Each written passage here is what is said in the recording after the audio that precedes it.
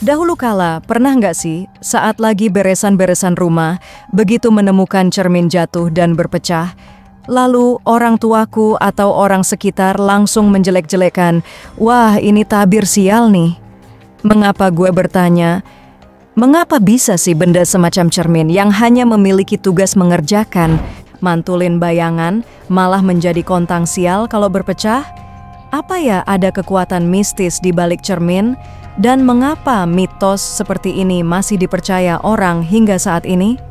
Di video ini, gue akan tunjukkan asal-usul cerita aneh dan efek mistis di balik mitos cermin pecah yang dari dahulu. Menyebalkan buat bulu kuduk merinding. Siap? Gas! Jadi di banyak daerah di Indonesia, cermin itu bukan cuma sekadar alat ngaca.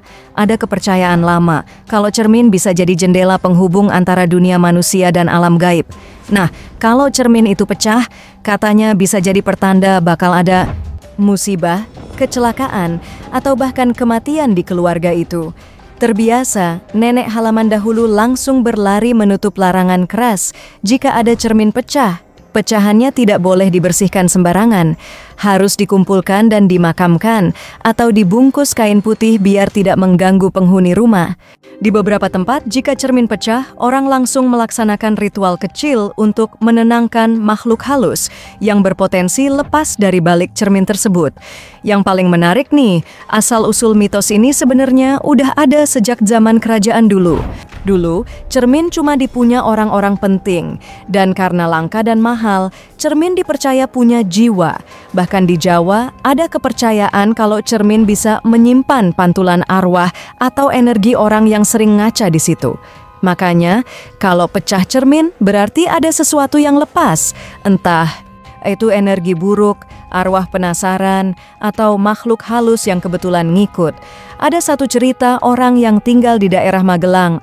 Kata orang, pernah saya ada ini bocah kecil yang secara sengaja mecahin cermin turunan neneknya.